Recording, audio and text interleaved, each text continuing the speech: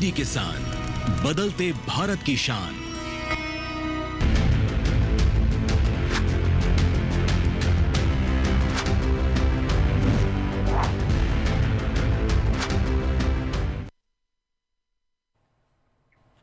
कब आ रहे हो मुलाकात के लिए, मैंने चांद रोका है एक रात के लिए। मैंने भी आपके लिए बहुत कुछ रोक कर रखा है और ये सिर्फ आपके लिए एक्सक्लूसिवली ट्यूसडे और थर्सडे में हम करते हैं, यानी मंगलवार गुरुवार को सब कुछ रोक कर बस आपसे मिलने चले आते हैं। इस मुलाकात का नाम आप जानते ही हैं, मेरे पीछे सच के साथ। सच के साथ में बात सच की, आपकी, हमारी।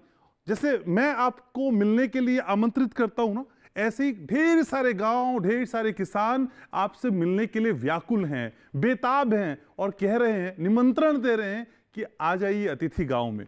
घुमा फिरा के बात नहीं, सीधी बात कि आज हम बात करेंगे कृषि पर्यटन की, और कृषि पर्यटन के जरिए आने वाली संभावनाओं को हम उम्मीद के आईने में एक नए अक्स के तौर पे उकेरने का प्रयास करेंगे, जिसमें आपकी छवि, आपके फायदे की छवि, आपके मुनाफे का सौदा, सब कुछ आप देख पाएंगे। और हमारी इस कोशिश में आप जानते ही हैं, बेहद खास मेहमानों का खास पैनल जुड़ेगा जो आपको बताएगा, समझाएगा कि भाई ये जो एग्रो टूरिज्म है इसके मायने क्या हैं और देश में किस रफ्तार से ये बढ़ रहा है और या फिर नहीं बढ़ रहा है, तो उसकी क्या वजह है। मैं घनश्याम हमेशा की तरह इस शो को आगे कंटिन्यू करूंगा। मेरे शो की रवायत आप जानते ही, पहले एक डिटेल रिपोर्ट आपको दिखाते हैं, उसके बाद लौटते हैं तो फिर खास मेहमानों से खास बातचीत होती है।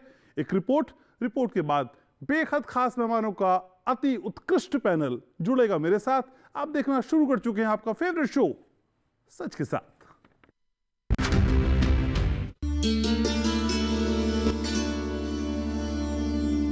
पर्यटकों को गांव की जीवन शैली, संस्कृति और पर्यावरण का अनुभव करने का अवसर दे रहा है, जो उन्हें शहरी जीवन की भागदौड़ और तनाव से राहत देता है, जहां वो ताजा, स्थानीय और जैविक उत्पादों का स्वाद ले सकते हैं और खेती या पशुपालन के कार्यों में भाग भी ले सकते हैं। इतना ही नहीं, कृषि पर्यटन पर्यटकों को विभिन्न प्रकार के लोगों, भाषाओं, धर्मों, रीति रिवाजों, इतिहास, कला और विरासत से रूबरू कराता है।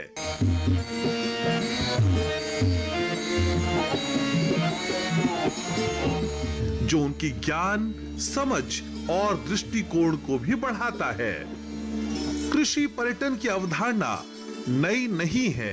कह सकते हैं कि इसका इतिहास शायद उतना ही पुराना है जितना कि कृषि का।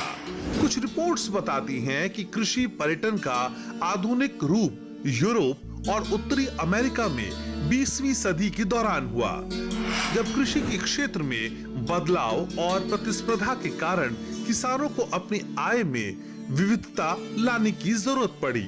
शहरीकरण और औद्योगिकरण के कारण लोगों को गांव की जीवन शैली और पर्यावरण से दूरी महसूस हुई और इस तरह कृषि पर्यटन ने एक नया विकल्प प्रदान किया, जो किसानों के लिए वरदान साबित हो रहा है।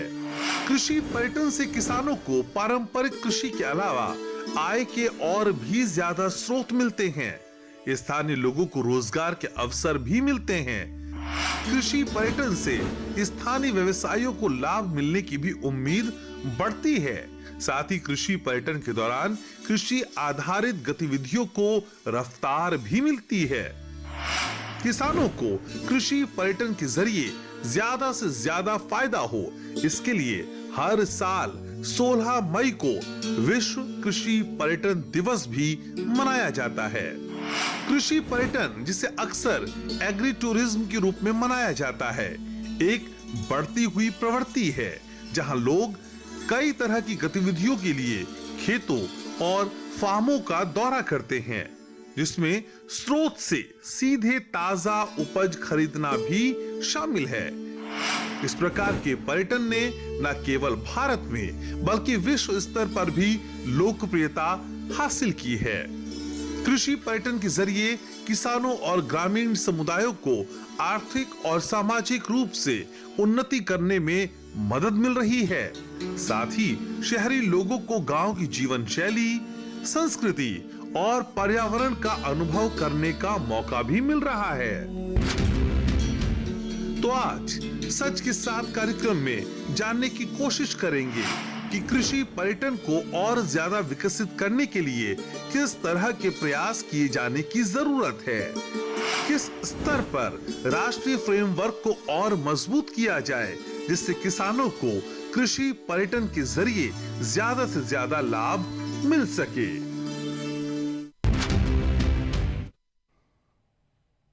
तो आज इसी कृषि पर्यटन को नजदीक से समझने की कोशिश करेंगे और यह भी समझेंगे कि ये आपके लिए इनकम का जरिया कैसे हो सकता है, वो भी बिना किसी घाटे के या फिर बहुत बड़ी लागत के। और ये समझाने के लिए मेरे साथ बेहद खास मेहमानों का खास पैनल जुड़ रहा है। परिचय मैं आपका एक एक करके कराता हूं। मेरे साथ जुड़ रहे हैं सबसे पहले डॉक्टर विपिन गुप्ता, कृषि विशेषज्ञ हैं। डॉक्टर विपिन, स्वागत आपका हमारे इस शो में। मेरे साथ जुड़ रहे हैं डॉक्टर सुधीर सिंह भदौरिया, उपायुक्त हैं फसल कृषि एवं कल्याण मंत्रालय से। सर, स्वागत आपका। मेरे साथ जुड़ रही हैं अनिता डागर, प्रगतिशील किसान है, अक्सर मेरे शो में आप इन्हें देखते हैं। अनिता जी, स्वागत आपका। और मेरे साथ जुड़ रहे हैं राजीव कुमार, सीनियर जर्नलिस्ट हैं। तो राजीव से समझेंगे आज कृषि पर्यटन को बेहद नजदीक से। सभी का स्वागत। शुरुआत सबसे पहले डॉक्टर सुधीर आप ही से करना चाहूंगा। सर, ये कृषि पर्यटन, इसको आम आदमी की भाषा में कृषि मंत्रालय कैसे समझाएगा, हम कैसे समझ सकते हैं और ये कैसे समझ सकते हैं कि ये फायदे का सौदा हो सकता है? कृषि और पर्यटन जो है, दोनों शब्द इसमें जुड़े हुए हैं। इससे ही अपने आप स्पष्ट हो जाता है कि कृषि और पर्यटन का एक संगम है, जिसमें कि जो पर्यटक आते हैं वो कृषि के कार्यों को देखते हैं, खुद फील करते हैं, खुद कैसे कृषि करना है, बुआई करना है, कैसे कटाई करना है, कैसे स्प्रेइंग करना है, ये सब करते हैं। और इसी के माध्यम से वो सीखते भी हैं कि कैसे करना है। यहाँ तक कि विदेशों में रहने वाले जो हमारे भारतीय हैं, वो अपना भारतीय कल्चर सीखने के लिए भी कृषि पर्यटन के लिए भेजते हैं। तो इस तरह का है और कृषि मंत्रालय इसको काफ़ी इसमें बढ़ावा दे रहा है। काफ़ी अवेयरनेस एक्टिविटीज़ वगैरह चल रही हैं। जो एग्री बिजनेस इंक्यूबेशन सेंटर्स हैं, वहाँ पर इसको कैसे किया जाए, कैसे सुधारा जाए, कैसे बनाया जाए। और कुछ स्टेट्स ने तो, जैसे महाराष्ट्र गवर्नमेंट ने तो एक पर्यटन की पॉलिसी ही बना दी है एग्री टूरिज्म की, और अलग अलग प्रदेशों में भी बन रही हैं। तो इसी तरह से ये आगे बढ़ता ही जा रहा है और काफ़ी अच्छा इसका स्कोप है। लेकिन सर, गवर्नमेंट के लेवल पे, सरकारी स्तर पे इसको प्रमोट करने के लिए क्या कुछ खास योजनाएं हैं, बजट एलोकेशन है? इसके लिए किसान भाई क्या कर सकते हैं कि जैसे एग्रीकल्चर इंफ्रास्ट्रक्चर फंड है, उससे लोन ले सकते हैं डीपीआर बनवाकर अपना एक, और उसमें 3% का इंटरेस्ट सबवेंशन मिल जाता है, वो भी कम होता है। तो इस तरह से उससे ले सकते हैं। और पर्यटन विभाग की भी काफ़ी योजनाएं हैं। ठीक है, इसे माइन्यूटली और मैं समझूंगा सर आपसे कि कैसे जिला स्तर पे हो सकता है, ब्लॉक स्तर पे हो सकता है। लेकिन हमारे साथ अनिता जी भी हैं। अनिता जी, आप प्रोग्रेसिव फार्मर हैं और कई तरीके से इस फील्ड में भी जुड़ी हुई हैं। अपना अनुभव इस कृषि पर्यटन को बताइए, क्योंकि आपके मड हाउस भी हैं, बड़े बड़े फार्म भी हैं, आप खुद भी वहां खेती करती हैं। ये टूरिज्म कैसे मुनाफे का सौदा हो सकता है किसान के लिए? जी घनश्याम जी, बिल्कुल टूरिज्म जो है घाटे का सौदा नहीं है। पर इसके लिए, जैसा कि भदौरिया जी हैं, आज हमारे मिनिस्ट्री ऑफ एग्रीकल्चर से हैं, तो इनके माध्यम से मैं चाहूँगी कि हम किसानों के लिए कुछ ऐसा आए तरीका जिससे कि लोग हमारे पास खिंचे खुद आएं। अभी तक क्या हो रहा है कि किसान खुद एफर्ट कर रहे हैं, लोगों को अपने खेत में बुला रहे हैं, उन्हें चूल्हे का खाना खिला रहे हैं। बट अगर मिनिस्ट्री की बात की जाए, देखिए, जब हमारे यहाँ पे देश विदेश से लोग घूमने के लिए आते हैं, उन्हें 2-4 चीज़ें हम दिखा देते हैं। कुतुब मीनार देख लीजिए, लाल किला देख लीजिए। कभी हम ये नहीं कहते कि जी हमारे देश का किसान देख लीजिए जिस पर हमारी अर्थव्यवस्था टिकी हुई है।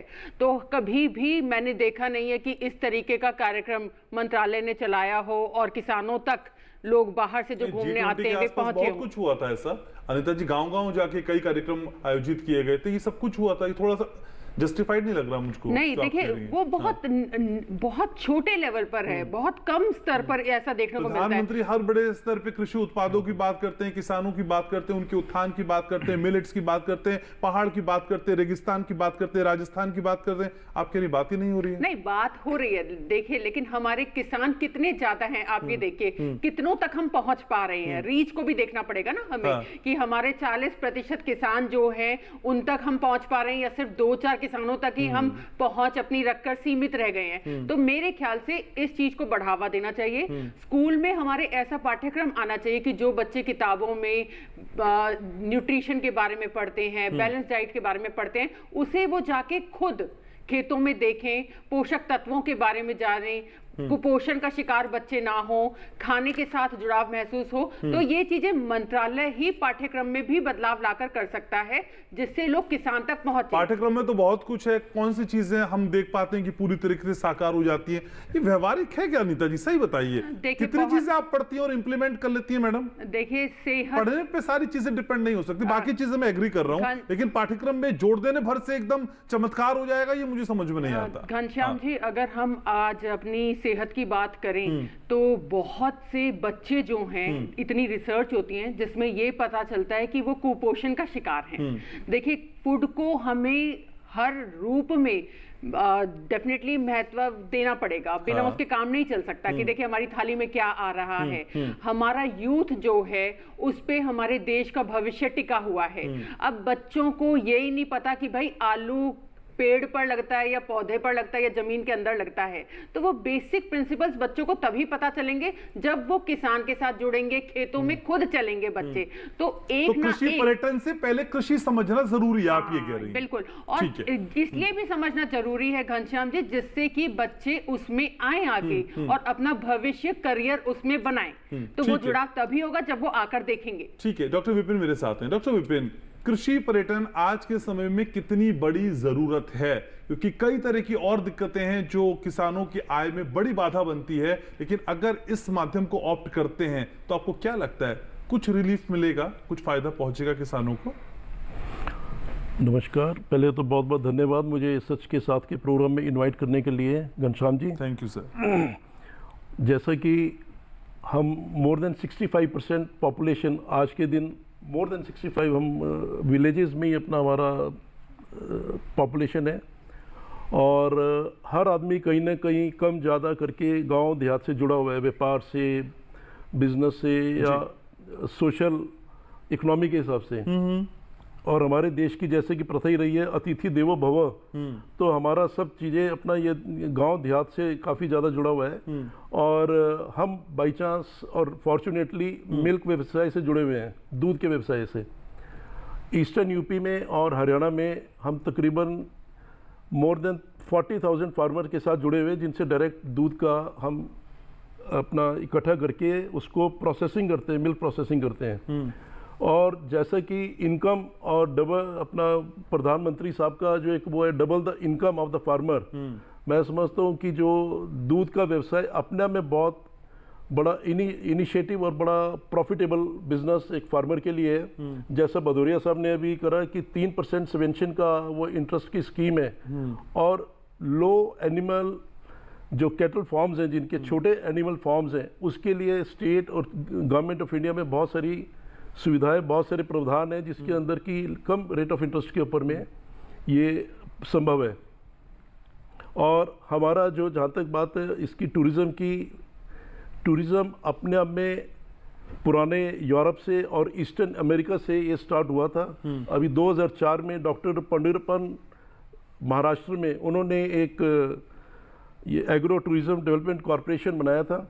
और आज भी हम सब लोग अगर टूरिज़्म को देखें, हर आदमी को गांव में जाना, देहात में जाना सबको अच्छा लगता है। अगर कोई भी आदमी बड़े से बड़े होटल में, बड़े से बड़े शहर में जाता है तो भी उसे एक देसी और वो एक ग्रामीण से जुड़ी बातें उसको चाहिए, चाहे खाने की हो, चाहे खाने पहनने की हो, हर तरह की चीज़ें उनको पसंद आती हैं। और जहाँ तक हम मिल्क व्यवसाय की बात करते हैं, उसके अंदर हम ये कहते हैं कि फार्म टू फोक मीन्स, यानी एक किसान के गाय से लेके फोक तक, जो आप खाने से टेबल पे फोक तक का अपना हम उसमें उस एक सिस्टम को हम उसमें बंधे हुए हैं। और इसी तरह से यूरोप में और इंडिया में तरह तरह की डेजर्ट, जैसे कोई डेजर्ट सफारी, बल्क कार्टिंग और कई तरह के अपना वो चल रहे हैं काम।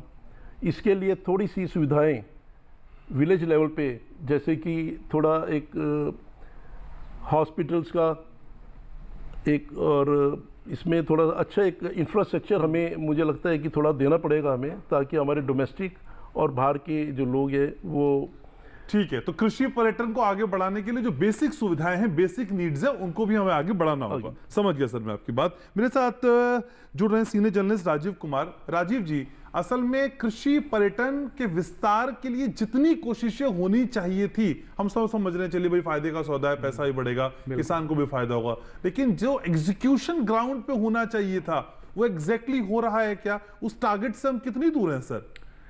देखिए, अभी कृषि पर्यटन जो है, हमारे प्रधानमंत्री, मैं थोड़ा सा पर्यटन के बारे में भी बताना जी चाहूँगा प्लीज प्लीज। कि हमारे प्रधानमंत्री ने लाल किले के प्राचीर से बोला था कि हम 3T पे फोकस करेंगे। वो 3T था हमारा टेक्नोलॉजी, ट्रेड एंड टूरिज्म, जो हमारी अर्थव्यवस्था को आगे ले जाएगा। तो यहाँ पर टूरिज्म, जो एग्रो टूरिज्म की जिस पर हम लोग आज चर्चा कर रहे हैं, वो एग्रो टूरिज्म का ही पार्ट है। और वो पार्ट कैसे बनेगा, उससे किसानों की आय कैसे दोगुनी हो जाएगी, क्योंकि हमारे प्रधानमंत्री ने किसानों की आय हम सिर्फ कृषि से ही नहीं बढ़ा सकते हैं। सिर्फ चावल, गेहूं और मक्का उगाकर ही किसानों की आय को नहीं बढ़ाया जा सकता है। और ठीक है, फिशरीज भी है, दुग्ध उत्पाद भी है, लेकिन किसानों के लिए अब जैसे अब आप लोग देख रहे होंगे कि ई-नाम लाया जा रहा है या ई-कॉमर्स लाया जा रहा है किसानों के लिए, तो लाइक दैट एग्री टूरिज्म एक बहुत अच्छा पार्ट हो सकता है किसानों की आय को बढ़ाने के लिए। अब वो एग्री टूरिज्म जो है वो न्यू इनिशिएटिव इसलिए हम कह रहे हैं कि अभी कुछ स्टेट्स ही, जैसे महाराष्ट्र है, केरल है, तमिलनाडु है, इन लोगों ने सर उत्तर प्रदेश भी है सर। उत्तर प्रदेश ऑल्सो, तो स्पेसिफिक कुछ गांव चिन्हित कर लिए हैं सर। उत्तर प्रदेश भी आगे आ रहा है, बिहार भी आगे आ रहा है। इसमें कई ऐसे स्टेट्स हैं और संभावनाएं इसमें बहुत ज्यादा है। तो महाराष्ट्र और केरल और तमिलनाडु जो है वो इसमें आगे निकल रहे हैं, चूंकि उनके यहाँ पहले इसकी पॉलिसी बन गई। अब हमारे उत्तर प्रदेश है और दूसरे राज्य, इसमें सिर्फ केंद्र से जहां तक बात हो रही थी, अभी गुप्ता जी कह रहे थे इंफ्रास्ट्रक्चर की जरूरत है या 3% सब्सिडी लोन पे लेकर जो है किसान इंफ्रास्ट्रक्चर डेवलप करे, तो इसमें सिर्फ केंद्र के सहयोग से नहीं, इसमें राज्यों को भी किसानों को सहयोग देना पड़ेगा, नंबर 1। तो एक बात ये हो गई। दूसरी बात है कि जहाँ तक हमारा एग्री टूरिज्म का सवाल है, तो एग्री टूरिज्म जैसे जैसे जो गुप्ता जी कह रहे थे कि 65% लोग इंडिया में रहते हैं, चलिए 65 नहीं 60 के आसपास, सॉरी गाँव में रहते हैं, तो गाँव में जो 60% लोग रहते हैं, तो जैसे जैसे लोग गाँव से दूर होंगे एग्री टूरिज्म बढ़ेगा। जो होना इसलिए है कि हमारे यहाँ मैन्युफैक्चरिंग काफ़ी तेज़ी से बढ़ रहा है और हमारी मैन्युफैक्चरिंग पर निर्भरता, हमारे प्रधानमंत्री का भी फोकस है कि हम 25% तक अपने जीडीपी में मैन्युफैक्चरिंग का योगदान कर दे। तो ग्रेजुअली क्या होगा 2030 के बाद, जिस ये एग्री टूरिज्म बहुत तेजी से रफ्तार पकड़ा है। एक चीज और आपको बता, कैसे बढ़ेगा सर? वो मैकेनिज्म भी समझाते चलिए। मैकेनिज्म क्यों बढ़ेगा? कि गांव से लोग छोड़ देंगे इसलिए बढ़ेगा? नहीं, या हमारी नीतियां कुछ ऐसी हैं? नहीं, हमारी नीति तो है ही किसानों को मदद करने की, हमारी नीति तो है ही एग्री टूरिज्म को आगे ले जाने की। अगर ऐसी बात नहीं होती तो सरकार जो है ये होम स्टे पर सुविधाएं और इसके लिए जो हमने पॉलिसी लाई है, वेडिंग की बात करने लगे, वेडिंग के प्रधानमंत्री ने डेस्टिनेशन वेडिंग भी एक पार्ट है कृषि टूरिज्म का। जोड़ सकते हैं, सही अगर बात आप हिमाचल में हम लोग जब घूमने जाते हैं तो हम में से ज्यादातर लोग हिमाचल के गांव में जाना प्रेफर, गांव मतलब कि शहर से हटकर जो इलाका होता है वहां जाना प्रेफर उत्तराखंड सर, उत्तराखंड, केरल। उसके बाद तो इससे क्या हो रहा है कि सिर्फ किसान, लेकिन इसमें किसानों, सिर्फ सरकार की भूमिका नहीं हो सकती है, किसान को अपनी भूमिका निभानी होगी। जैसा मैडम कह रही थी कि लोग वहां खेती देखने जाए, जरूर खेती देखने जाए, लेकिन किसानों को सिर्फ खेती के साथ साथ अपने कल्चर को दिखाना होगा। वो कैसे रहते हैं, वो बारिश में कैसे काम करते हैं, वो अपना उनका जो ट्रेडिशनल, जो उनकी परंपरागत उनका खान पान है, उनका रहने का तरीका है। सर किसान से ज्यादा उम्मीदें नहीं कर रहे हैं क्या? किसान अपने को बेचना भी सीखे, मतलब वो बताए मैं कि मेरे पास क्या है। किसान भाई उसके पास 20 काम और हैं। आपको क्या लगता है वो एडवर्टाइजिंग लेवल पे भी काम करे? नहीं, ये तो किसी को जिम्मेदारी लेनी होगी ना सर। मैं इसके लिए कह रहा हूं, इसके लिए सरकार को क्या करना होगा, जैसे हमने अपने निर्यात को बढ़ाने के लिए दुनिया के सारे एम्बेसी से संपर्क किया, जैसे 120 देशों से हम संपर्क किए हैं अपने निर्यात को बढ़ाने के लिए, उन्हीं किसानों के उत्पाद को दूसरे देशों में बेचने के लिए। वैसे ही हम उन जितने भी हमारी एम्बेसी हैं, हम वहां पर इसका संदेश दे सकते हैं कि अगर आप इंडिया आते हैं तो आप हरियाणा में आइए, हमारे यहाँ जो हरियाणा की सभ्यता है उसको देखें, वहाँ कैसे पशुपालन होता है, जो हर स्टेट का अपनी एक क्वालिटी है। पंजाब में आप जाएंगे तो पंजाब का अगर भांगड़ा देखना है तो अगर वो गांव में जाकर देखता है तो उसका एक अलग मजा है कि नहीं? अभी और ये सपोर्ट तो हमको करना होगा ना किसान को। ऑफ कोर्स मैं वही कह रहा हूं कि सरकार को इस लेवल पे आगे आना होगा, सरकार को दुनिया के देशों को बताना होगा कि भारत के गांव में टूरिज्म की कितनी संभावनाएं हैं। और जो चीज आप आते हैं दिल्ली, मुंबई और कोलकाता और बेंगलुरु जैसे शहर में देखकर चले जाते हैं, भारत सिर्फ उतना ही नहीं है, भारत के गांवों में बहुत कुछ छिपा है। भारत हमेशा से कहा जाता है भारत गांव का देश है, तो भारत के गांव में ही टूरिज्म है। एक्चुअल टूरिज्म जो है वो भारत के गांव में है।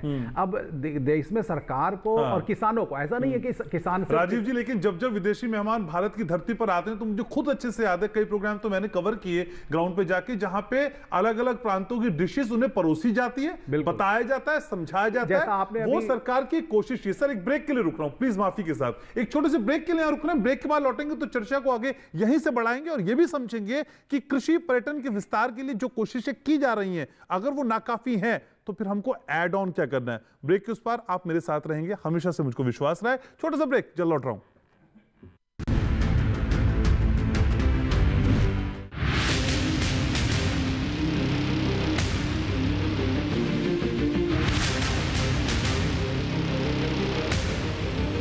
जब तपती है धरती, सूरज उगलता है आग, ठंड में जब सर्दी जमा देती सबके हाल, सब छुप जाते अपने अपने घरों में, तब बाहर निकलता सिर्फ एक इंसान, भरने के लिए हम सबका पेट, खून को पसीने की तरह देता बहा, थक जाता, झुलस जाता, हो जाता बीमार, तब उसकी सेहत का ध्यान रखता सिर्फ डीडी किसान।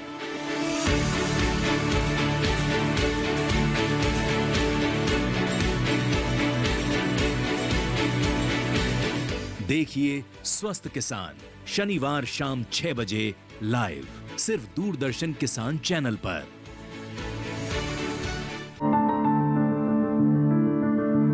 फसल में कीट लगा हो या कोई बीमारी, पशुपालन में हो कोई दिक्कत या चाहिए कोई जानकारी, फोन उठाएं, नंबर मिलाएं और कहें हेलो किसान। हेलो किसान, हेलो किसान, हेलो किसान। सोमवार, बुधवार और शुक्रवार शाम 6 से 7 बजे सिर्फ डीडी किसान पर।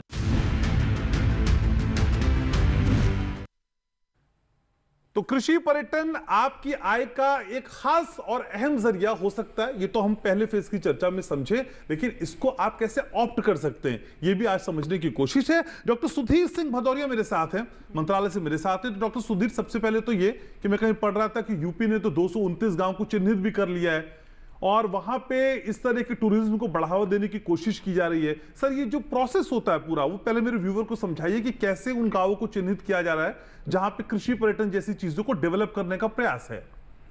इसके लिए कुछ गांव चिन्हित किए गए हैं जहां पे पर्यटन का स्कोप है, यूपी में चुने गए हैं और महाराष्ट्र में विशेष तौर पे 500 से अधिक गांव हैं जो कि कृषि पर्यटन जिसमें करा जा रहा है। और इसके लिए जो सरकार है, Indian institute of travel and tourism management जो ग्वालियर में स्थित है, उसके साथ भी कई प्रोग्राम किए हैं, अवेयरनेस एक्टिविटीज़ की हैं। और सबसे अच्छा जिसको कृषि पर्यटन में अगर जाना है तो एक दूसरे के फार्म देख कर भी किया जा सकता है। दूसरा जो एग्री बिजनेस इंक्यूबेशन सेंटर्स हैं, अलग अलग यूनिवर्सिटीज़ में है, अलग अलग नार में है, मैनेज में है या पूसा कृषि इंक्यूबेटर है, तो यहाँ जाकर अगर मदद लेंगे तो वो मदद करेंगे कि किस तरह से डीपीआर बनाना है, डीपीआर सीए की मदद से बना सकते हैं या फिर किसी आर्किटेक्ट की मदद से आर्किटेक्चर उसका डिजाइन करवा सकते हैं। तो इंक्यूबेशन सेंटर जो सरकार के बनाए गए हैं काफ़ी मदद करेंगे उनकी, और कैसे उसको आगे बढ़ाना है, बिजनेस कैसे करना है, मार्केटिंग कैसे करना है, सोशल मार्केटिंग करना है या वैसी डोर टू डोर मार्केटिंग किस तरह से करना है, तो वो पूरा बिगनिंग से एंड तक बताएंगे। तो इस तरह से आगे बढ़ा जा सकता है। सर एक आम किसान जो चाहता है कि भाई मैं कृषि पर्यटन को अपनी आय के साथ जोड़ूं, उसके पास कितनी लैंड होनी चाहिए, क्या दस्तावेज होने चाहिए, और जिला टूरिज्म ऑफिसर यानी जिला पर्यटन अधिकारी से क्या वो मिल सकता है, वहां से कैसी हेल्प मिल सकती है, थोड़ी डिटेल सर मैं जानना चाहता हूं आपसे। जगह का ऐसा कुछ फिक्स नहीं है क्योंकि अलग अलग मॉडल होते हैं, वो आर्किटेक्ट से डिजाइन करवाएंगे तो वो बना देंगे कैसा क्या होता है। दूसरा पर्यटन कौन करेगा सर? अगर मैं एक किसान हूं, मैं चाहता हूं भाई मेरी जमीन पड़ी है और मैं कृषि पर्यटन के लिहाज से इससे आगे इंक्रीज करना चाहता हूं, तो मैं क्या करूं? सबसे पहले मैं क्या करूं सर? और मेरे पास पैसा भी नहीं है। किसान भाई सबसे पहले जाके एग्री बिजनेस इंक्यूबेशन सेंटर को कांटेक्ट करें, जो कि यूनिवर्सिटीज़ वगैरह में है। ये कहाँ होगा सर? डिस्ट्रिक्ट लेवल पे होगा? डिस्ट्रिक्ट लेवल पे ज़्यादातर यूनिवर्सिटीज़ में है। ओके। और मैनेज हैदराबाद में है, नार्म हैदराबाद में है, पूसा किसी इंक्यूबेटर, जैसा मैंने पहले भी बताया जी। यहाँ जाकर कांटेक्ट करें तो वो आपकी पूरी मदद करेंगे कि कैसे क्या करना है, पर्यटन विभाग में मिलना है, कितनी ज़मीन चाहिए, कितना क्या करना है, कैसे डिज़ाइन बनेगा, या सीए भी उनके कॉन्टैक्ट में होंगे, आर्किटेक्ट भी उनके कॉन्टैक्ट में होंगे, तो वो पूरी मदद करवाएंगे। सर उस पे आपके कहने पे मैंने इमारत तो खड़ी कर दी कि टूरिस्ट आएंगे यहाँ रहेंगे, अगर कोई नहीं आया, मेरी तो जमीन जो जोतने वाली थी वो भी चली गई सर, फिर? नहीं, उसका पूरा भाग तो नहीं इस्तेमाल करते हैं, खेती तो अपनी जगह होती ही रहती है, थोड़ा बहुत स्टे के लिए जगह बनाते हैं, लेकिन इसके अलावा मार्केटिंग का भी, जैसे इंक्यूबेशन सेंटर में जाएंगे तो मार्केटिंग का भी वो पूरा वो करेंगे, इसका भी ध्यान रखेंगे, और इवन पर्यटन विभाग से जोड़कर या फिर कुछ टूरिस्ट जो गाइड होते हैं उनके साथ जोड़कर, जो गाइड के साथ क्या एक सर्टेन इनकम का हमको भरोसा दे सकते हैं कि भाई हमारे जो गेस्ट आएंगे हम वहां ठहरवा देंगे, या स्टेट लेवल पे स्टेट गवर्नमेंट के जो गेस्ट होंगे वहां हम उनको लेके आएंगे? क्या इस तरह की कोई व्यवस्था, कोई प्रॉमिसेस, कोई आश्वासन होता है क्या सर? बिल्कुल ऐसा किया जा सकता है, अगर सरकार जिसको प्रमोट कर रही है। नहीं हो रहा है मतलब? अभी नहीं हो रहा है। अच्छा, ये कोशिश इसमें ऐड ऑन हो सकती है। ठीक है, अनीता जी हमारे साथ है। अनीता जी असल में इस तरह का टूरिज्म कर रही हैं। अनीता जी पहले तो मुझे वो मंत्र बताइए जिसके जरिए आपने इस टूरिज्म में कदम रखा और इतना शानदार तरीके से आप उसे रन कर रही हैं। मैं सोशल मीडिया पे अक्सर आपके इस कृषि पर्यटन की तस्वीरें देखता रहता हूँ। कैसे शुरुआत किया आपने? जी, जैसा कि अभी राजीव जी ने बताया कि वेडिंग डेस्टिनेशन के लिए लोग जाते हैं पहाड़ों पे, मैं कहती हूँ उसके लिए आपको पहाड़ों पे चढ़ने की जरूरत नहीं है। हमने अपने यहाँ पे ही क्या कर रखा है, बागवानी, फूल, बाग बगीचे, सब कुछ अपने खेत में तैयार कर रखा है। तो ऐसी प्री वेडिंग शूट वगैरह हमारे खेत में भी हो रही हैं। नहर के आसपास के क्षेत्र में लोग, पहाड़ वाले गुस्सा हो जाएंगे आपसे। नहीं, हम अपने क्षेत्र में भी ये चीजें कर रहे हैं। तो आप पहाड़ भी रख रही हैं? पहाड़ भी हैं, कुछ पहाड़ भी हैं अपने पास। हाँ, अरावलीज की कुछ चोटियां जा रही हैं, तो वहाँ पे लोग, दिल्ली में वैसे कुछ और पहाड़ भी हैं कूड़े के। जी। पर उसको देखिए, सरकार उस पे काम कर रही है और ठीक कर रही है, उसकी तो तारीफ की जाएगी। हाँ जी। फिर है कि हम लोगों को अपने रीति रिवाज दिखाते हैं। जैसे लोग हमारे पास आते हैं तो हम लोग अपने जो पारंपरिक गीत संगीत है, ढोल नगाड़े हैं, उनसे उनका भव्य स्वागत करते हैं। और आज देखिए, इत्तेफाक की बात है कि आज यहाँ स्टूडियो में आने से पहले मैंने अपने लोगों को ये सूचना दी कि हम 29 दिसंबर को फिर से ऐसा ही एक भव्य आयोजन कर रहे हैं, जिसमें बहुत सारे लोग हमारे साथ जुड़ने वाले हैं और वो फार्म विजिट करेंगे, जहाँ चूल्हे का खाना उन्हें खिलाया जाएगा। कोई डीजे वगैरह नहीं होगा, ढोल नगाड़ों पे लोग नृत्य संगीत का आनंद लेंगे। जो हमारे गांव से बड़े बुजुर्ग हैं वो अपना लोगों के साथ विचार विमर्श करेंगे, चर्चा करेंगे, खेती के बारे में जानकारी दी जाएगी। इसके साथ साथ ट्रैक्टर राइड हम करवाएंगे और छोटे बच्चों को ध्यान में रखते हुए उनको ऊंट की सवारी, घुड़सवारी। तो इससे रोजगार के अवसर सभी को मिलते हैं। जैसे जो लेडीज हैं वो चूल्हे पे खाना बनाएंगी, ऊंट सवारी करके बच्चे खुश होंगे और घुड़सवारी करके बच्चे खुश होंगे। तो वो चीजें जो हैं, हम एक तरीके से सभी को रोजगार का अवसर प्रदान कर रहे हैं और वो आत्मसंतुष्टि हमें देता है। और इसीलिए हमने क्या कर रखा है कि इको फ्रेंडली हाउस बना रखा है। जैसा कि आप बता रहे थे कि हमने मड हाउस क्रिएट किया हुआ है, तो लोग उसमें आकर रुक भी सकते हैं। उसका भी प्रावधान है। हाँ, तो वो सुकून चाहते हैं, चैन चाहते हैं, खुली ठंडी हवा में सांस लेना चाहते हैं, तो उसके लिए वो हमारे पास रुकते भी हैं। तो ये सारी चीजें हैं जो हम कर रहे हैं। इसके साथ साथ लोग जो हैं जब गांव में आते हैं तो जो हमारी पुरानी हवेलियां हैं, संस्कृति है, हमारे परिधान है, जैसे दादा हमारे हैं, बड़े बुजुर्ग हैं, पगड़ी पहनते हैं और दामन हमारी दादियां आज भी पहनती हैं। तो वो सारी चीजें उनके साथ आते हैं, फोटो वगैरह खिंचवाते हैं और हमारे परिधान को, वो वेशभूषा को पहनकर फोटो खिंचाते हैं। हमारे आप उन्हें कुछ गीत संगीत भी सुनाती हैं खुद भी? हाँ, हम लोग साथ देते हैं और गीत संगीत भी सुनाते हैं। पर अभी मत कहिएगा आप मुझे गाने के लिए, क्योंकि मैं अभी शादियों से फ्री हुई हूँ और मेरे गले को ठंड लगी हुई है। तो गाना मैं तो चाह रहा था आपकी एडवर्टाइजमेंट हो जाती। अच्छा, लेकिन अनीता जी मैं जाना, जब आपने ये शुरू किया तब दिमाग में कौन सा कॉन्सेप्ट आ रहा था? आपने क्या सोचा कि भाई मुझे ऐसे कुछ करना चाहिए और उसके लिए कितनी लागत लगी? और जैसे कि वो जो जमीन आपने इस तरह की चीजों के लिए आप ऑक्यूपाई कर दी है वो तो डंप हो गई, अगर टूरिस्ट नहीं आए तो वो तो जो खेती बाड़ी हो रही थी वो भी खत्म हो गई, ऐसा रिस्क नहीं था? एक्चुअली लोग देखिए शहर में रहने वाले जो लोग हैं वो ऐसी जगह ढूंढते हैं कि वीकेंड हम कहाँ स्पेंड करें। अब जब वो पहाड़ों पे जाते हैं अपनी गाड़ियों को दौड़ाते हुए, वो आने जाने में थकावट इतनी महसूस हो जाती है कि वो छुट्टी उनकी पूरी चली आप जाती है। पहाड़ क्यों नहीं जाने देना नहीं, चाहते हम लोग? कहते हैं हमारे पास आइए ना, हमने आप लोगों के लिए बनाया है, आप पहाड़ छोड़िए हमारे पास आइए, रिलैक्स होइए हमारे हाँ, पास। तो ठीक हमने है। वो सारी फैसिलिटीज लोगों को दी है, जैसे गर्मियों में हम लोग मड थेरेपी वगैरह भी देते हैं। ओके। तो वो चीजें लोगों को अपने पास में मिल रही है। तो लोग कैसे आते हैं आप तक? हम लोग सोशल मीडिया के माध्यम ओके। से लोगों के साथ कनेक्टेड हैं और समय समय पे हम मंत्रालय में भी मिलते हैं और उनकी जो स्कीम वगैरह है उसका भी हम लोग जो है ठीक है। फायदा उठाते हैं ठीक और है। इससे लोगों के साथ कनेक्ट होते हैं। ठीक है, राजीव जी मेरे साथ। राजीव जी, दिल्ली के किसान की कहानी या सफलता की कहानी तो अनिता जी ने बता दिया। भाई हम सोशल मीडिया में एक्टिव हैं, हम दिल्ली के पास रहते हैं, लोगों से जल्दी कनेक्ट होते हैं, वीकेंड स्पेंड करने हमारे यहाँ आ जाए। लेकिन सर ये फॉर्मूला क्या पूरे देश के किसानों पे लागू हो सकता है? क्योंकि कई भौगोलिक स्थितियां इस तरह की परमिशन नहीं देती किसानों को कि वो इस तरह की कोशिशें कर पाए। तो इस हम समरूपता के हिसाब से तो नहीं देख सकते पूरे देश के हिसाब से?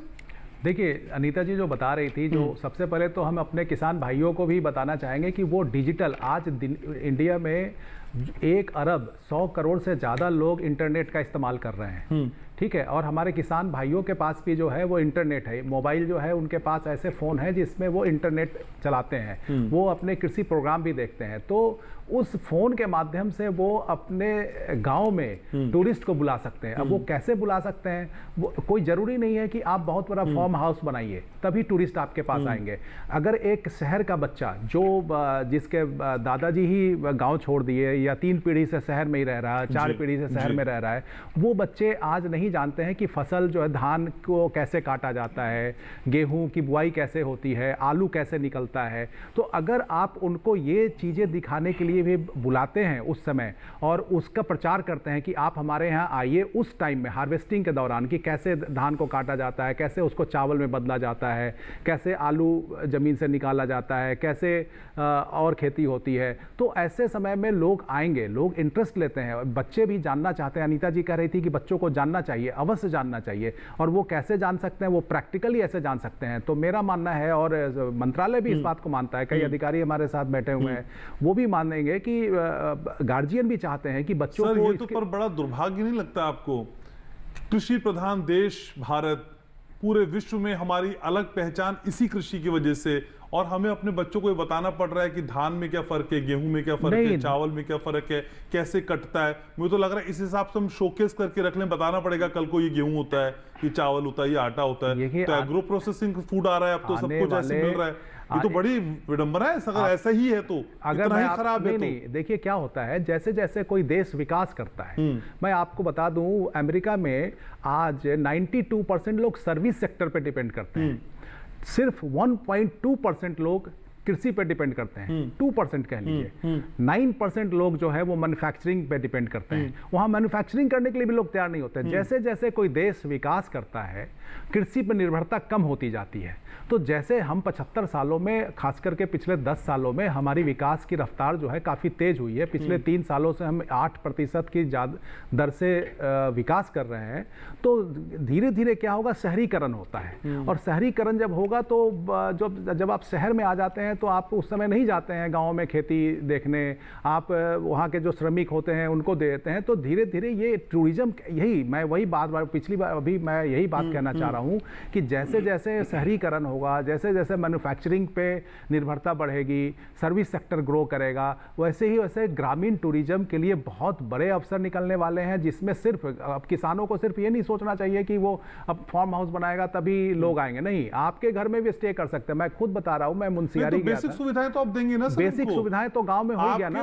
आप ठहरने की जगह में टॉयलेट नहीं हुआ, खेतों में जाना पड़ गया, तो क्यों आएगा सर आपके पास? मैं आपको बता रहा हूं, अगर मान लीजिए गांव में 1 मिनट के लिए, सपोज कीजिए एक गांव में 200 घर है, सिर्फ 200 घर बता रहे हैं, वहां सिर्फ 20 घर अगर जो थोड़े सक्षम किसान हैं वहां, जिनके यहाँ रहने की सुविधा है, अच्छे टॉयलेट्स वगैरह हैं, वो अपने घर में होम स्टे शुरू करते हैं। तो उन 20 किसानों के यहाँ जो लोग आएंगे वो गांव में खर्च भी करेंगे। गांव में सिर्फ अगर कोई, लेकिन सर हमें होम स्टे और कृषि पर्यटन में एक फर्क समझना होगा सर। नहीं, इनके बीच में फर्क है सर। होम स्टे और कृषि पर्यटन में फर्क है सर। मेरा कहने का मतलब कि उनके कृषि को देखने अगर आते हैं, आप अगर कृषि के लिए किसी को बुलाते हैं तो दिन में अगर आप खेती दिखाएंगे उनको, ठीक है, फसल दिखाएंगे, फसल करने के तरीके को दिखाएंगे, बारिश दिखाएंगे, बुआई दिखाएंगे, कटाई दिखाएंगे, लेकिन रात में उनके रिक्रिएशन का भी आपको इंतजाम करना होगा, ठीक है। तो जब गांव में टूरिस्ट आएगा कृषि पर्यटन करने भी, तो सर होम स्टे कृषि पर्यटन के बिना हो सकता है मेरे हिसाब से, लेकिन कृषि पर्यटन बिना होम स्टे के नहीं हो सकता, अगर मैं सही समझ रहा हूँ। देखिए कृषि पर्यटन, मान लीजिए सपोज कीजिए हम सुबह अगर निकलते हैं और शाम को गए और कृषि पर्यटन करके आ गए इवनिंग में, फिर भी वहां जाएंगे तो हम खाएंगे खाना, और कहीं भी टूरिस्ट अगर जाता है खाना खाएगा, रुकेगा, थोड़े खर्च करेगा, थोड़ा रिक्रिएशन करेगा, कुछ पेय पदार्थ लेगा, तो वो जो है वहीं के लोगों के लिए रोजगार निकलेगा ना सर। तो मेरा ये कहने का मतलब है कि अगर कृषि पर्यटन जो है वो उसको बढ़ावा ऐसे दिया जा सकता है, एक तो ये तरीका हो सकता है, दूसरा तरीका है जो डिजिटल मार्केटिंग के लिए अब सरकार, देखिए हमारे देश में इंटरनेट बहुत सस्ती है, पूरी दुनिया में हम सबसे ज्यादा अगर इंटरनेट सस्ता है तो वो इंडिया में है, भारत में है। तो हम उसका उपयोग करके, कुछ नहीं करना है, आप अपने गांव का एक बढ़िया फोटो या अपने घर का या अपने खेत का, जहां जिसको आप दिखाना चाहते हैं, अपनी परंपरा को दिखाना चाहते हैं, अपनी खेती को दिखाना चाहते हैं, जो भी दिखाना चाहते हैं, अगर अपलोड कर देते हैं उसको टूरिज्म मंत्रालय के साइट पे, हमारे जो टूरिज्म मंत्रालय का साइट है वहां भी आप कृषि पर्यटन के बारे में सारी जानकारी ले सकते हैं, ठीक है। और डिजिटली आप आज जैसे मैडम बता रही हैं, ये फेसबुक पे, इंस्टाग्राम पे, उसके सोशल मीडिया के थ्रू मार्केटिंग करती हैं, वैसे ही किसान भी कर सकते हैं, बहुत आसानी से कर सकते हैं उनको इसके लिए। और उनके बच्चे, आज किसान में हमारे देश में लिटरेसी रेट भी हाई हो गया है, सारे किसान भी मोबाइल चलाना जानते हैं, उनके बच्चे तो सोशल मीडिया पर भी हैं, तो वो अपने बच्चों की मदद से भी जो है कृषि टूरिज्म को आगे ला सकते हैं।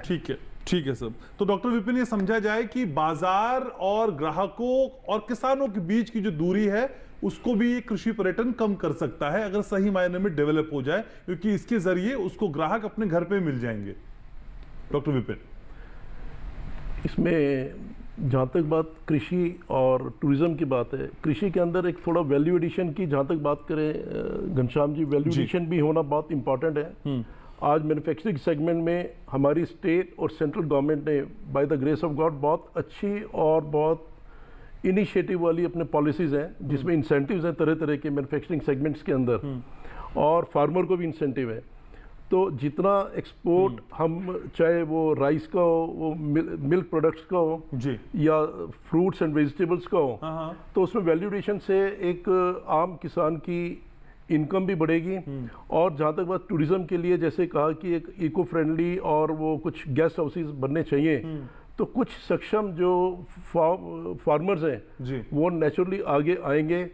और अब रोड्स की व्यवस्था इतनी ज़्यादा अच्छी हो गई पिछले 10-12 साल के अंदर में हमारे कंट्री के अंदर में, कि जहाँ पे कुछ ऐसी जगहें हैं, सब आपको मालूम ही होगा, कि जहाँ पे कभी 6-8 घंटे लगते थे वो 1/3 टाइम लगने लग गया है। बिल्कुल, चाहे वो नेशनल हाईवेज हो, चाहे वो स्टेट हाईवेज हो, हर जगह रोड्स की कनेक्टिविटी का कोई मैच नहीं है। तो ये सब चीज़ें अपने आप में मैं समझता हूँ फिर टूरिज्म के अंदर जो वो उसके अंदर एनहांसमेंट करेगी। प्लस इसमें एक और बात है कि जो टूरिज्म हम बात कर रहे हैं, नए घर बनाने की बात कर रहे हैं इको फ्रेंडली, उसमें टॉयलेट्स और साफ पानी की बड़ी ज़्यादा एक रिक्वायरमेंट है। लाइट की भी सर, लाइट की भी बहुत ज़्यादा ज़रूरत है।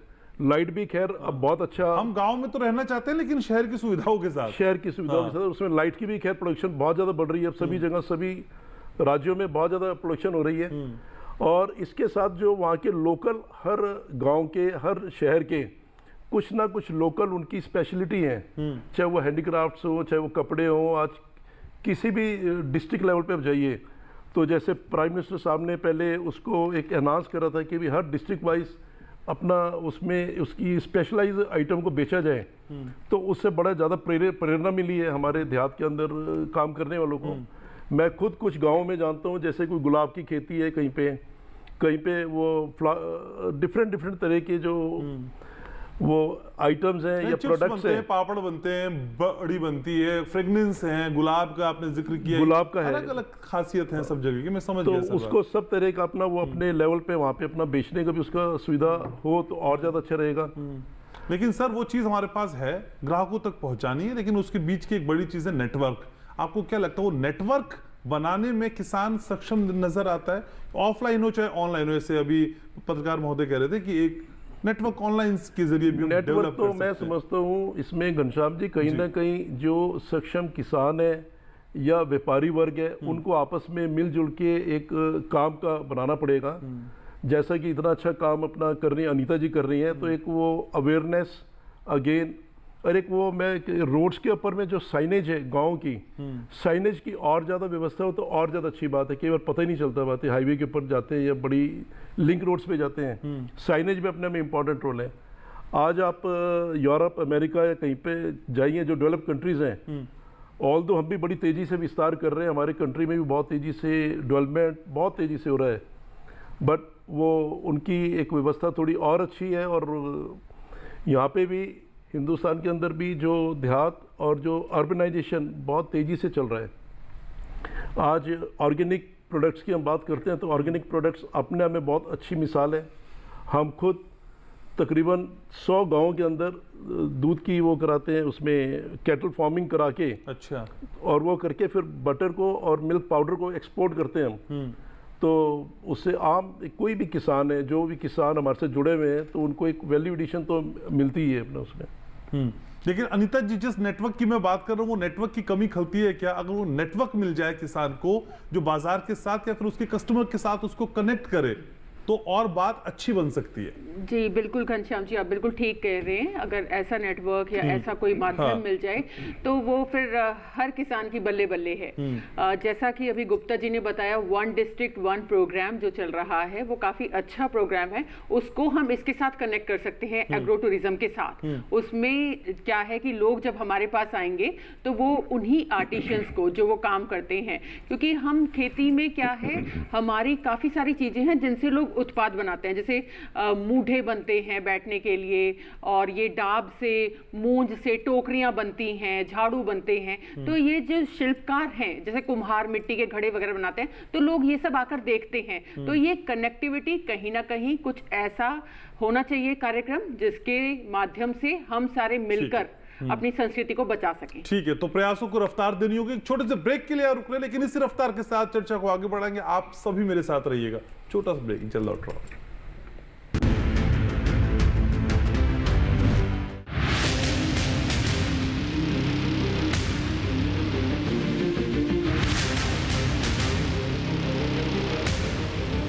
जब तपती है धरती, सूरज उगलता है आग, ठंड में जब सर्दी जमा देती सबके हाल, सब छुप जाते अपने अपने घरों में, तब बाहर निकलता सिर्फ एक इंसान।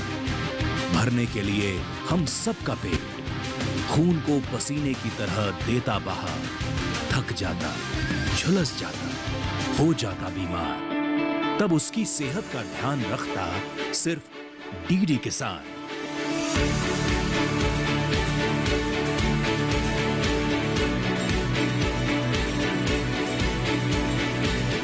देखिए स्वस्थ किसान शनिवार शाम 6 बजे लाइव, सिर्फ दूरदर्शन किसान चैनल पर।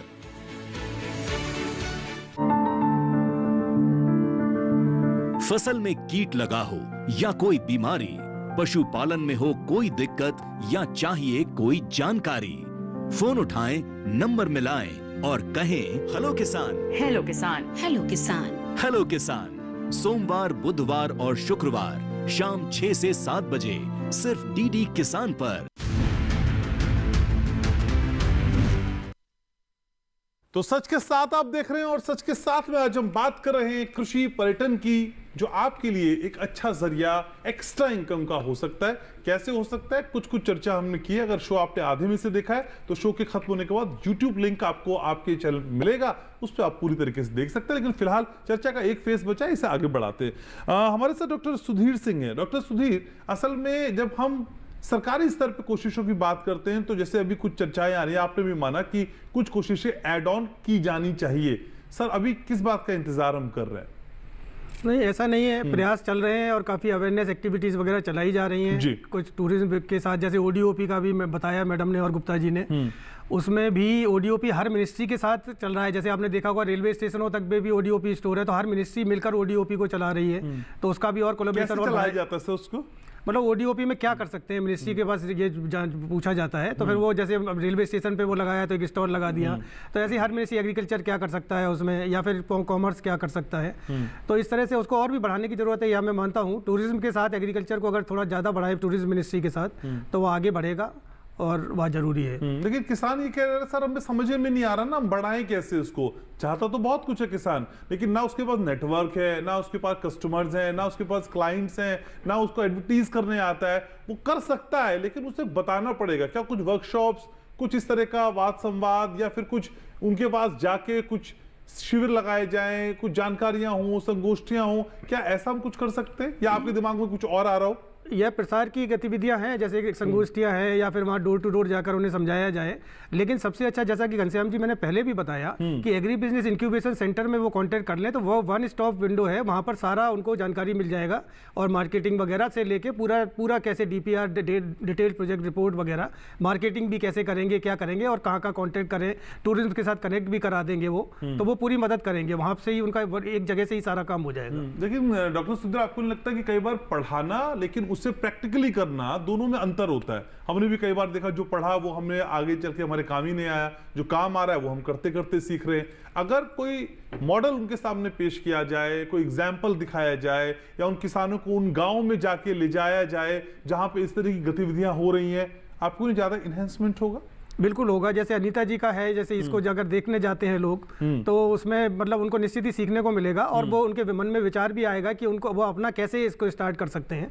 और उसके बाद फिर जो उसकी प्रोजेक्ट रिपोर्ट वगैरह बनना है, उसके लिए सेंटर पे अगर एग्री बिजनेस पे जाएंगे तो वो उनकी मदद हो जाएगी। ठीक है अनीता जी, एक कोशिश आपने की जो सफल होती दिखाई दे रही, लेकिन और भी इस कोशिश में जुड़े सामाजिक हिसाब से क्या कोशिशें कुछ आप भी कर रही हैं ऐसे लोगों को जोड़ने की अपने साथ? हाँ जी बिल्कुल। देखिए अकेले से बात नहीं बन पाती, और इतने बड़े पैमाने पे जहाँ जनसंख्या की दृष्टिकोण से हम नंबर 1 पर हैं, तो हमें और किसानों को साथ में लेकर चलना होगा।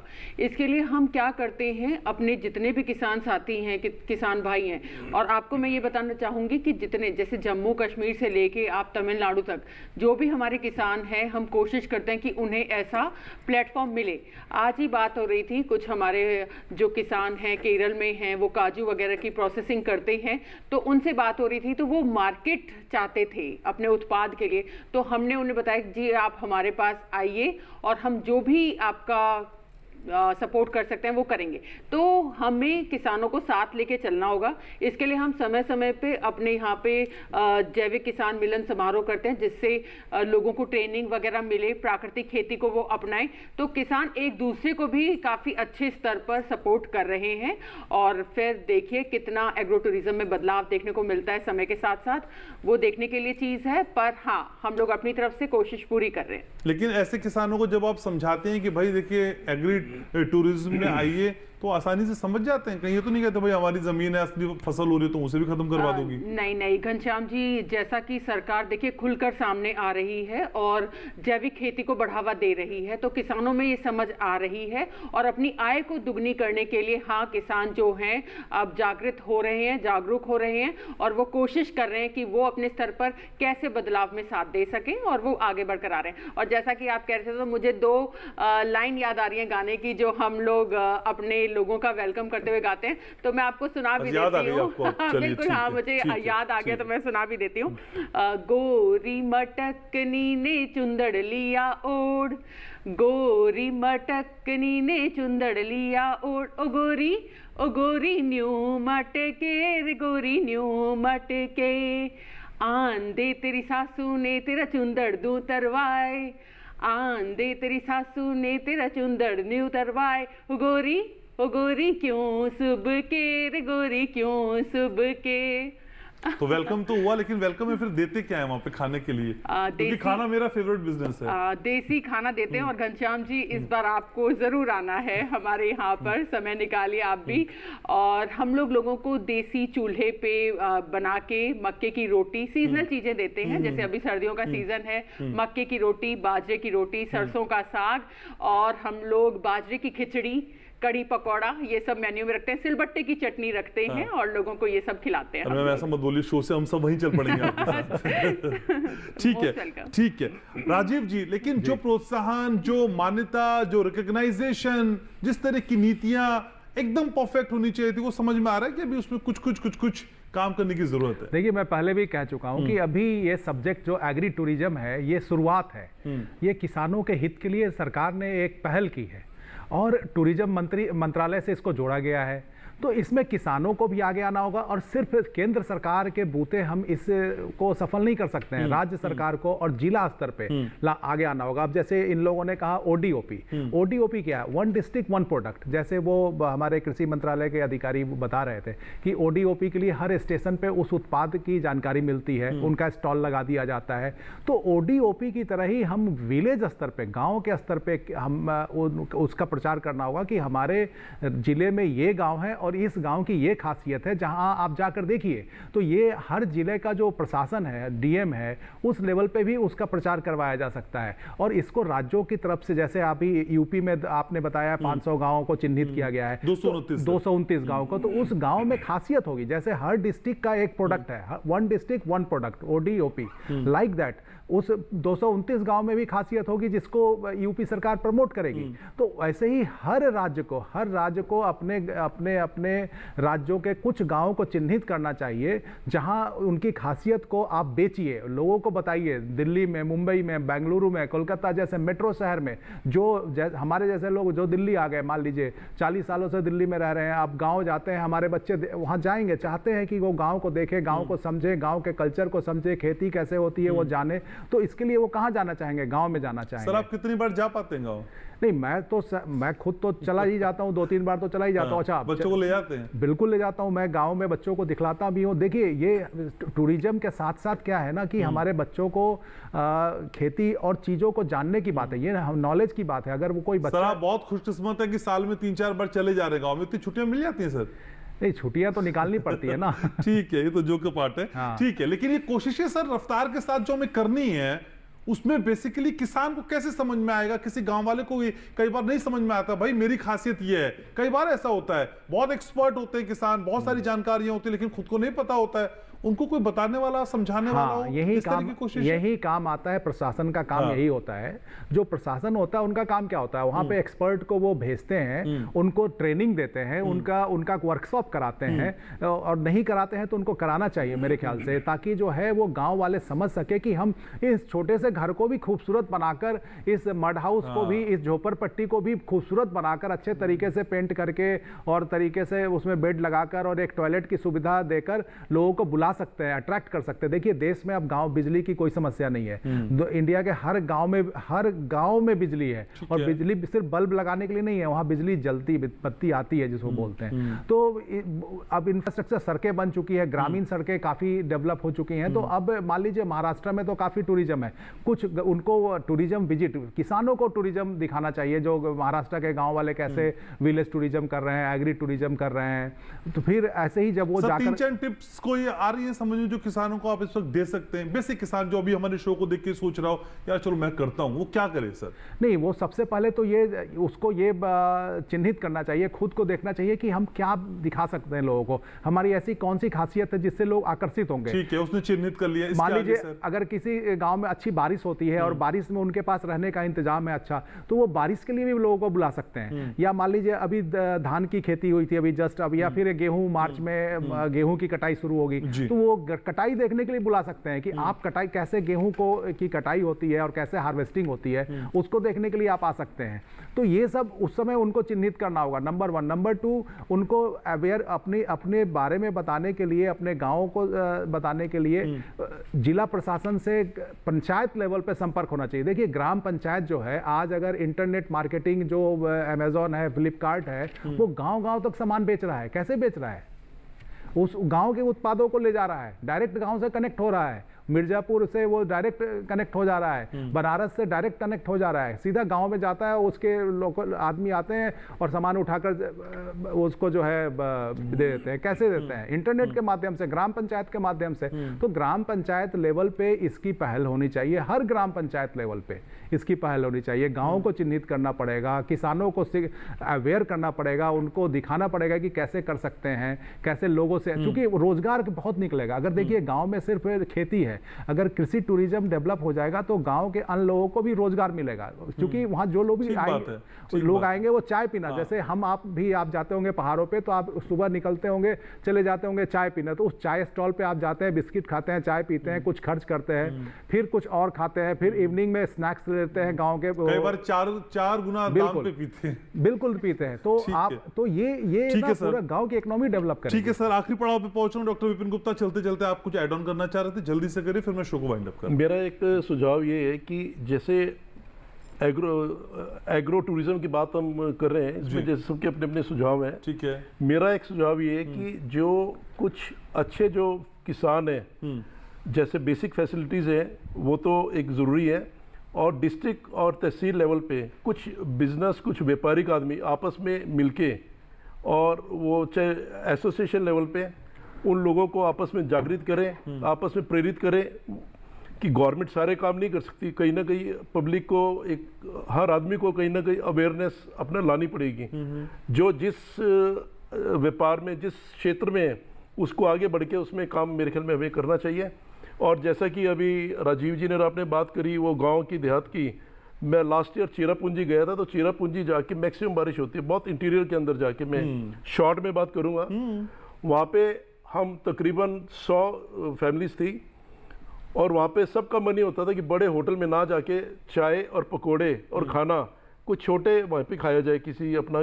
क्यों ऐसा मन क्यों होता था सर? हर आदमी का मन करता है, मुझे लगता है घनश्याम जी, आप भी अगर थोड़ा सा समय निकले तो हर आदमी का मन करता है कि मैं देहात में और गांव में जाके अपना वो करना चाहते हैं, खाना पीना, मिलना जुलना, अच्छी है हवा मिलेगी, हाइजीनिक फूड मिलेगा, ऑर्गेनिक की तरफ जाएंगे हम अपना। वहाँ पे शहरों में तो पॉल्यूशन और वो सारी चीज़ों का तकलीफ है ही, और कुछ है कोविड के टाइम के अंदर भी जो बहुत अच्छी जो देन मैं समझता हूँ ये रूरल एरिया की और देहात की, कोविड ने हमें बहुत सिखाया है। बड़ी बड़ी मल्टीनेशनल कंपनियों के जो अधिकारी थे उनको भी ये बोला गया कि भी तुम अपने घर से जाके काम करो।